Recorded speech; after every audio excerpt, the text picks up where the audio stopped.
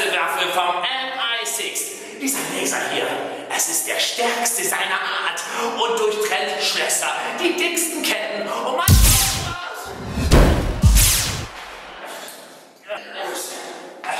Okay. Wo seid ihr alle? Oh. Wichtig bei dieser Demonstration ist es, eure Sicherheitsbrillen aufzusetzen. Miss Moneybunny wird euch nun zur Seite stehen. Ich wollte eigentlich schon immer ein Dachfenster haben.